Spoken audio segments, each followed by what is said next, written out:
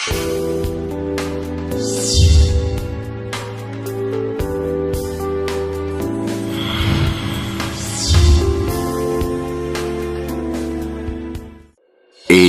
शाश्वत सत्य। कौन हूं मैं?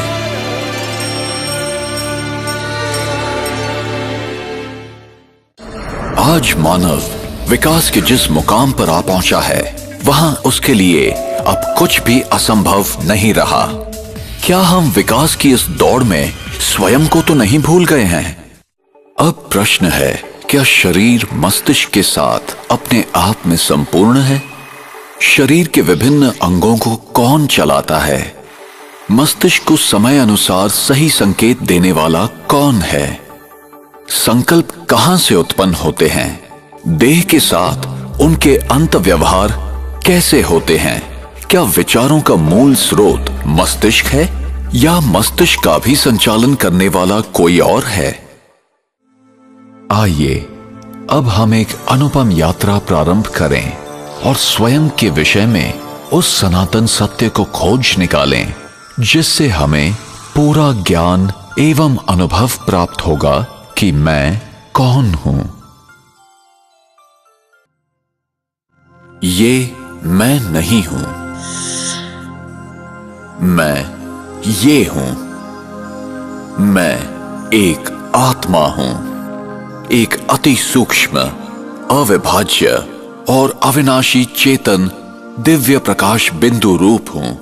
एक पराभौतिक सत्ता हूं। जब तक मैं आत्मा इस देह में हूं, तब तक ये कहा जाता है कि देह जीवित है। जब मैं आत्मा देह से निकल जाती हूं, तो शरीर शव हो जाता है। इस घटना को ही मृत्यु कहते हैं। किंतु फिर भी आत्मा तो अजर, अमर, अविनाशी है। वो सदैव जीवित है। मैं आत्मा मस्तिष्क के बीच में भ्रिकुटी के मध्य में स्थित हूं, यहीं पर विराजमान हूं। मैं आत्मा शरीर की सभी इंद्रियों का मस्तिष्क द्वारा संचालन करती हूं। भ्रूण जब तीसरे से 5वें माह का होता है, तभी उसमें जीवन शक्ति आती है। ये जीवन शक्ति ही आत्मा है। सामान्यतः जब आत्मा नए शरीर में प्रवेश करती है, तो पिछले जन्म के अनुभव, स्मृतियां और घटनाओं को भूल जाती है। इसकी दूसरी ओर मृत्यु क्या है? मृत्यु वो स्थिति है जब आत्मा शरीर छोड़ देती है। और आत्मा जब शरीर छोड़ती है, तो वो शरीर जो खून, हड्डी, मांस से बना हुआ आत्मा का वस्त्र है, एक पुतला मात्र रह जाता है, जो प्रकृति के पंच तत्वों में विलीन हो जाता है।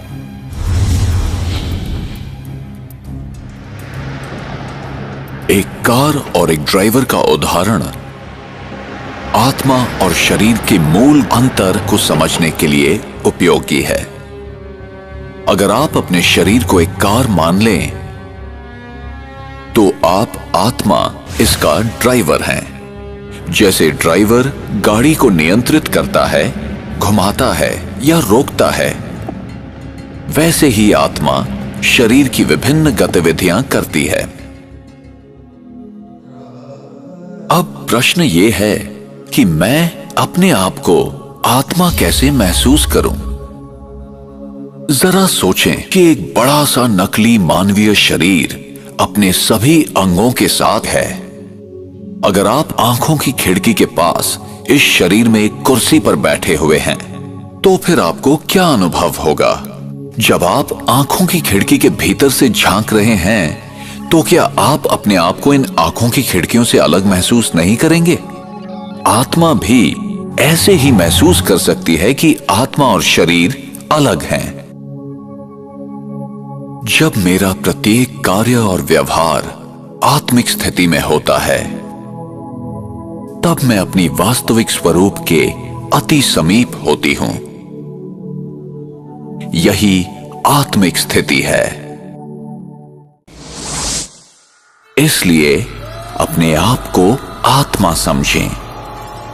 अपने जीवन को आध्यात्मिक दृष्टिकोण से जिएं और सबके प्रति सकारात्मक वृत्ति रखें, जिससे हमारा जीवन और हमारा समाज शांति, पवित्रता, खुशी और प्यार के प्रकाश से जगमगा उठे।